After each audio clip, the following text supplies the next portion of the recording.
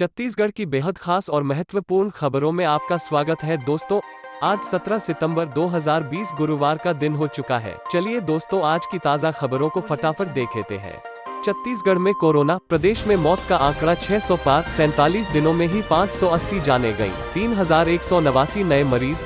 Corona के रायपुर में बुधवार को 717 और प्रदेश में 3189 नए मरीज मिले हैं। रायपुर में 10 और प्रदेश में 22 की मौत भी हुई है। प्रदेश में कोरोना से मरने वालों की संख्या 611 पहुंच गई है, जबकि रायपुर में 288 की जान जा चुकी है। 600 में 580 मौतें अगस्त व सितंबर में पिछले केवल 47 दिनों में हुई है। इस बीच नए मरीजों के साथ प्रदेश में पॉजिटिव केस 73,968 हो गए हैं। फिलहाल एक्टिव केस की संख्या 37,470 है। रायपुर में संक्रमितों की संख्या बढ़कर 24,338 हो चुकी है। प्रदेश में कोरोना से पहली मौत रायपुर में 29 मई को हुई थी। बिरगा के एक युवक ने निजी अस्पताल में दम तोड़ा था। 31 जुलाई तक केवल 54 लोगों की जान गई थी, जबकि अगस्त में 224 और सितंबर के 16 दिनों में 322 मरीजों की मौत हो चुकी है। इसमें सबसे ज्यादा रायपुर में 288 लोगों की मौत हुई है। इसके बाद बिलासपुर में 64, दुर्ग में 59, राजनांदगांव में 33 व रायगढ़ में 34 मरीजों की मौत गई है।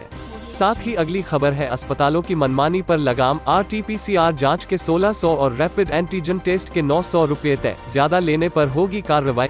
कोरोना वायरस की जांच के नाम पर प्रदेश के निजी अस्पतालों और लैब्स में मनमानी वसूली की मिल रही शिकायतों के बाद सीएम भूपेश बघेल ने स्वास्थ्य विभाग को RT-PCR तथा एंटीजन रैपिड टेस्ट की दरें तय करने के निर्देश दिए थे। इससे हरकत में आए स्वास्थ्य एवं परिवार कल्याण विभाग से बुधवार को रेट कार्ड जारी कर दिया है। अब छत्तीसगढ़ में लोगों को लैबों में RT-PCR जाँच के लिए 1600 रुपए देने पड़ेंगे। जाँच के लिए संभावित मरीज के घर से सैंपल संकलित किए जाने पर 1800 रुपए लिए जाएंगे। प्रदेश के बाहर स्थित लैबों के लिए RT-PCR जांच की दर 2000 रुपए निर्धारित की गई है। घर से सैंपल कलेक्शन किए जाने पर 2200 रुपए लिए जाएंगे। निजी लैबों और अस्पतालों में रैपिड एंटीजन टेस्ट के लिए 900 रुपए का शुल्क तय किया गया है। इन शुल्कों में सैंपल कलेक्शन, परिवहन, जांच, कंज्यूमेबल्स, PPE किट इत्यादि शुल्क शामिल हैं। इसी के साथ खबर है नक्सली न बनना पड़े, इसलिए ग्रामीण दूसरे राज्यों में कर रहे थे नौकरी, कोरोना ने घर लौटाया। नक्सलियों ने इन्हें 10,000 वेतन व परिवार की सुरक्षा देकर शामिल किया।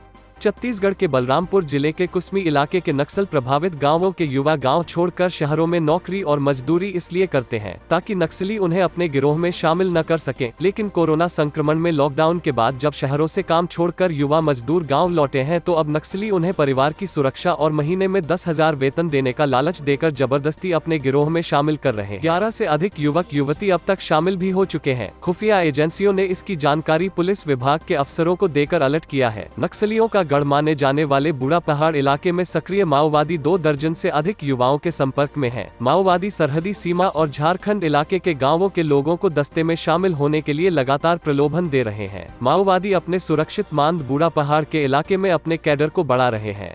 अगली बड़ी खबर है 6 माह में बिगड़ गए राज्य के हालात। अनलॉक के बाद भी किसान, कारोबारी, उद्योगपति उबर नहीं पाए। सरकार की कमाई भी सिर्फ 1900 करोड़। लॉकडाउन से अर्थव्यवस्था पर 20,000 करोड़ रुपए का असर।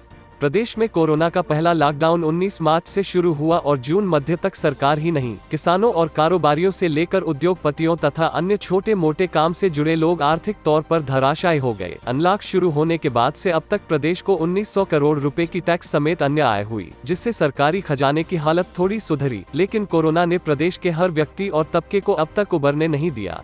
रिपोर्ट टीम ने सरकार के अफसरों, अर्थशास्त्रियों, कारोबारियों, उद्योगों और कृषि विशेषज्ञों से बातचीत करके बाजार की आर्थिक स्थिति की पड़ताल की। इससे यह बात सामने आई कि कोरोना और लॉकडाउन से केवल अनाज किराना कारोबार ही कुछ फायदे में है, जबकि सभी कारोबारों पर नजर डालें तो प्रदेश को नियंत्रित करने वाले राजधानी के अलग अलग बाजारों को अब तक लगभग 20,000 करोड़ रुपए के नुकसान का सामना करना पड़ा है।